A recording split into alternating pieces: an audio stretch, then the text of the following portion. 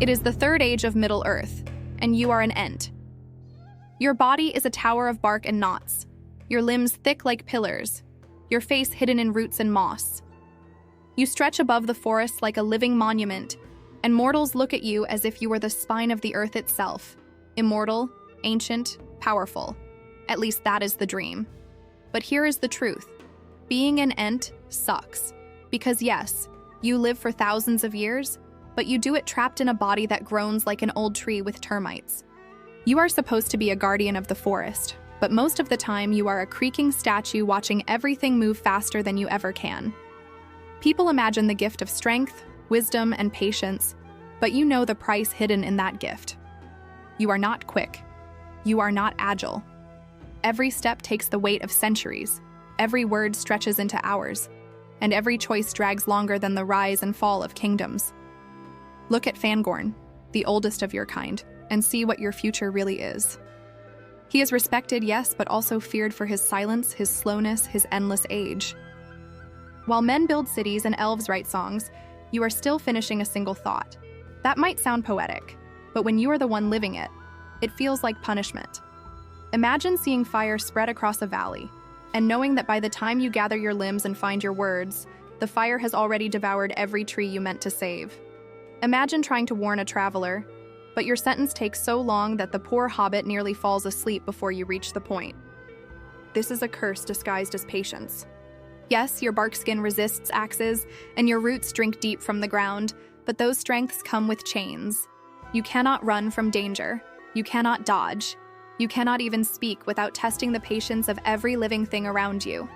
And while other creatures live their short lives full of motion and change, you are locked in one rhythm forever.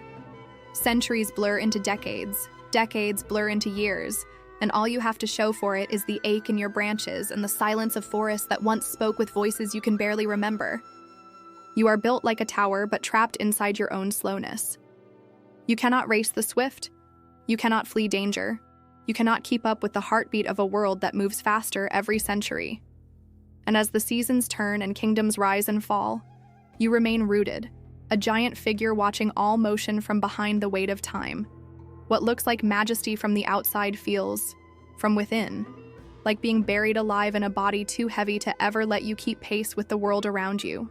You open your mouth to speak, and the sound comes out like groaning wood in a storm, long and heavy, each syllable stretched across heartbeats. To you, it feels natural, but to everyone else, it feels like eternity. Words are not tools in your hands. They are millstones dragged through mud. Hobbits fidget at your feet, their faces eager at first, then restless, then nearly asleep before you reach the middle of your thought. And this is not because you want to waste time. It is because you cannot move any faster. Your tongue is bound by the same roots that anchor your body. Even Fangorn, the oldest among you, once warned that rushing words is dangerous, as if language itself might splinter if spoken too quickly. For mortals, that sounds like wisdom. For you, living inside it, it feels like punishment. Imagine a fire sweeping through the woods. Birds scream overhead, deer scatter, smoke blackens the sky. A human would shout a warning in a breath, sprint for water, do anything at once. You, by the time you finish saying fire, the flames have already taken half the valley. The trees you swore to protect crumble into ash while your voice is still echoing. The cruelty of being an Ent is that your patience is not a choice. It is carved into your very grain. When the world moves, you fall behind. And the slowness is not only in your speech. Decisions are worse. The Entmoot at Durndingle lasted days while orcs tore through the countryside because each of you debated like glaciers grinding mountains. By the time a conclusion was reached, whole wars had already shifted. That is the reality of your wisdom. It does not mean you see farther or understand more. It means you miss the moment where action could matter most. When Treebeard finally decided to march on Isengard, it was after days of talk, while hobbits nearly burst with frustration. They begged for haste, but haste is something your kind does not know. Even gossip, that light currency of other races, becomes impossible. Elves trade secrets like passing notes in the wind. Men whisper schemes in a tavern before the ale is gone. You, by the time you deliver the first detail, the story has already died, retold by a dozen faster tongues. A single Ent trying to share news could kill the fun before it begins, not because the tale lacks power, but because you can never get to the punchline. And so silence follows you, not chosen silence, but the silence of someone too slow to ever join the rhythm of the living world. Your body shares the same burden.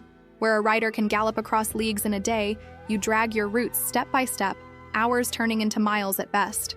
If danger strikes, you cannot run. If enemies circle, you cannot dodge. All you can do is stand and hope your size is enough to weather the storm. There is no sprint in your blood, no leap in your frame. You are built for waiting, for enduring, but not for moving with the speed the world demands. The irony is cruel. From the outside, mortals praise you as patient, thoughtful, wise. Inside, you feel like a prisoner locked in slow motion, while every creature around you rushes, lives, and dies before you have even finished your sentence. Slowness is not serenity. It is weight. It is chains. It is the reason that, in a world of movement, you are always left behind. You are heavy, slow, and ancient, but none of that compares to the ache carved into your heartwood by absence. There were once Entwives, partners who gave your kind balance. Where you loved the wild forests, the Entwives loved order. They shaped gardens, orchards, meadows filled with food and beauty. You remember their laughter among tilled rows, the scent of fruit carried on the wind, the way their voices blended with yours in songs that echoed from one valley to the next. And then one day, they were gone. No battle, no great tragedy that you could fight against. They simply walked away, searching for land of their own, and never returned. Immortal as you may be, you are left alone, a giant with no mate, no hope of children, a species fractured in half with no chance of healing. Mortals will never understand this curse. To them, losing a lover is part of life. Time takes them, and grief is measured in years or decades. For you, grief is endless. Ages roll by, and still you wander the edges of fields hoping for a glimpse. Fangorn himself admits he does not know where they went.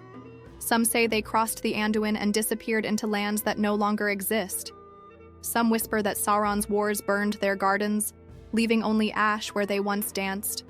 But no one knows the truth. And so you keep looking. You watch the rivers, you call their names into empty air, and silence always answers back. It is almost comical in its cruelty. You are strong enough to tear down stone towers, resilient enough to withstand the blades of armies, yet powerless to fix the one wound that matters most. You live for thousands of years, yet every year feels hollow without them. The hobbits asked about the Entwives once, and Treebeard's reply was simple. He did not know where they were, and he doubted they would ever be found. Imagine that. The oldest of your kind, the voice of forests, admitting with weary certainty that your mates are gone forever.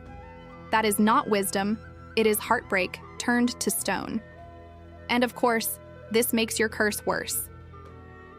Immortality was already heavy when the world around you moved too fast. Now it is heavier still because you carry it alone. You cannot forget them because your memory is endless. Every song of theirs is etched into your rings, every smile carved into your bark. There is no moving on. Mortals can bury their dead and remarry. Elves can cross the sea in grief. You stand where you have always stood, repeating their names until they sound like wind and rain. So you remain, a forest without balance, a shepherd with no flock to share the burden. From the outside, your solitude looks noble, even poetic. From the inside, it is emptiness stretched across millennia. You are not simply lonely, and that is why, in the end, the slow speech and aching limbs pale beside the worst truth of all. You are alone, and you will be alone until the end of ages, still waiting for voices that will never answer. The forest was never meant to be a battlefield. Your duty was to shepherd trees, to listen to their whispers, to protect them from axes and fire. You were not shaped to march in armies or crush stone walls. Yet when the War of the Ring reached your borders, it did not ask for permission. Saruman turned his forges loose on the world, tearing down the woods of Fangorn to feed his fires, and your patience finally broke. After days of endless debate, after words stretched longer than the seasons, you and your kin reached a single conclusion. There would be war. And once that decision was made, there was no turning back. The irony is bitter. You spent centuries walking slowly beneath green canopies, speaking carefully, weighing every choice. Then suddenly you are ripping rocks from the ground and hurling them like thunderbolts. You tear apart orcs as if they were weeds choking your garden. What you never wanted becomes the only thing you can do. The hobbits begged you to act sooner, and when you finally did, the world learned that Ents may be slow to anger, but once angered, they are unstoppable. Isengard's mighty walls crumbled under your fists. The dam that Saruman built shattered as if it were nothing more than a child's toy. Waters rushed in and drowned his fires, silencing the screams of machinery that had consumed your forest. You wanted peace. Yet the first time you truly moved with haste, it was to unleash destruction on a scale no mortal army could match. But this power is not triumph. It is a burden pressed into your bark. You never wanted to be a weapon. The clash of war is not your song. The taste of iron and smoke lingers in your branches long after the battle ends. You feel the cracks in your body where blades cut deep, and you hear the echoes of orc cries mingling with the groans of collapsing towers. The world sees victory. You feel only the grief of having been forced into violence. Because no matter how strong you are, each strike is a reminder that you are far from what you were meant to be. And the cruelty is that your slowness never left you. You did not march to Helm's Deep in time to save every life. You did not move fast enough to stop the burning of countless acres before Saruman's armies swarmed. By the time you gather your kind and agree on action, much is already lost. For every tower you broke, there were forests already gone, orchards already blackened, rivers already poisoned. The delay is stitched into the very fabric of your being. Even in victory, you arrive too late. When the battle is over, when the water settles, and Saruman's fortress stands as a drowned ruin, you remain upright among the wreckage.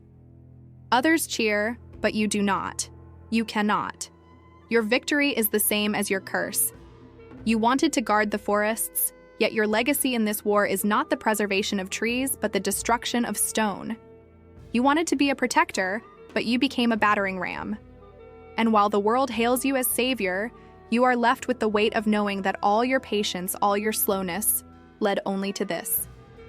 You live long enough to learn that time is not a crown, but a weight that settles into every ring of your body, and the longer you carry it, the heavier it gets. Kings rise on the plains beyond the eaves and die before you have finished carving a path through a single season. Languages change while you are halfway through a song. The birds that nested in your shoulders teach their young a shorter tune each year, then those young are gone, then their hills are plowed, and you remember every step of the vanishing.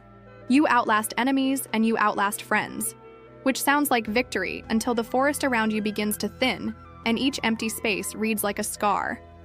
You can point to where an oak once stood by the way your shadow falls at noon, to where a birch used to whistle by the way the wind loses its voice along the ridge.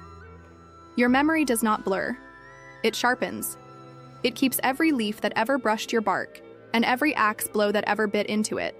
And there is no softening with age because your kind does not forget what time wants the world to forget. When winter comes, you feel not one winter but all winters stacked upon your shoulders. When spring comes, you do not rejoice so much as count who failed to answer the thaw. The elves who listened once are fewer each century, and many have taken the sea road. Men promise groves and deliver fences. They ask for your stories and then age out of the last chapter before you finish the first. Even among your own people, the long drift begins. The Hurons move deeper and speak less, and you feel the old stillness creeping up your legs, bark thickening where skin once flexed, roots taking longer to lift when you decide to walk. You are not dying in the way mortals do. You are settling, becoming what the world insists you should be, a tree that remembers it used to be awake. Some seasons you wake to the smell of smoke from a valley you crossed 2 lifetimes ago and know exactly which grove is burning, because you can recite the pattern of its branches from a night under starlight 600 years earlier. Some nights you dream the orchards that Entwives laid out in order and warmth, and you wake with fruit on your tongue that no longer grows anywhere you can reach. Patience, which others mistake for peace, is the discipline you use to keep from breaking when familiar hills lose their forests and familiar paths return you to stumps. You try to teach the new seedlings what the old trees taught you, and they listen for a season. Then a herd tramples them, then a village arrives, then a road, and you file away every outcome because filing away is what you do best. In council, you are the one who remembers where the streams ran before they were turned, who warns that the flood will return when the old roots call, Yet warnings wear thin on ears that do not live long enough to see them proven. So you keep standing, and you keep speaking, and you keep counting, and the world calls this wisdom. From inside the bark, it feels like being appointed witness to endings without the mercy of forgetting a shepherd whose flock is seasons, and whose task is to outlast what cannot be saved long enough to tell how it was when it was whole. The war passes.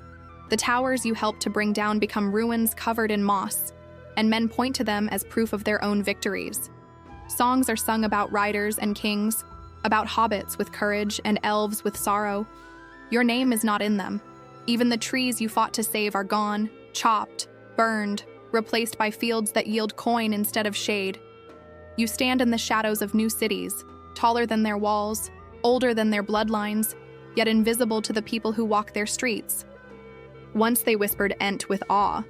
Now they tell it as a bedtime story, a half-believed myth to keep children from wandering too deep into the woods.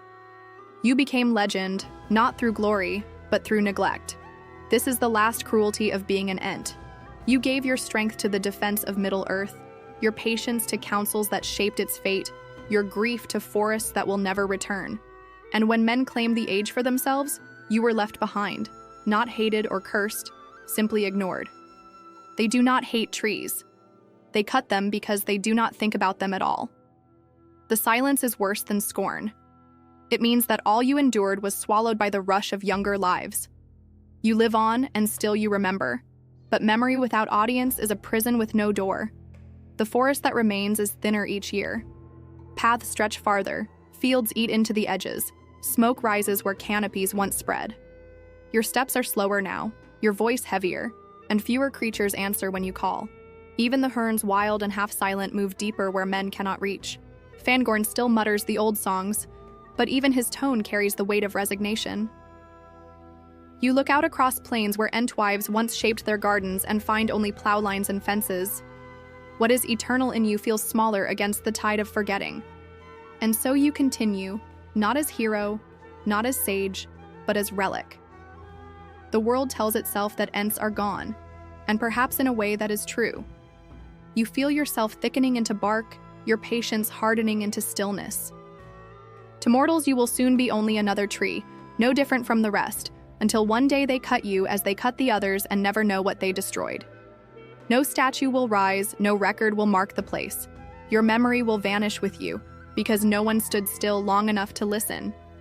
From the outside, it once looked noble to be a giant of wood and root, a living monument of time itself. From the inside, the truth has always been heavier. You are not the great wisdom of ages. You are the most loyal servant the forest ever had, condemned to carry grief that outlasts all kingdoms, condemned to wait for companions who will never return, condemned to watch the world forget while you still endure. That is what it means to be an Ent.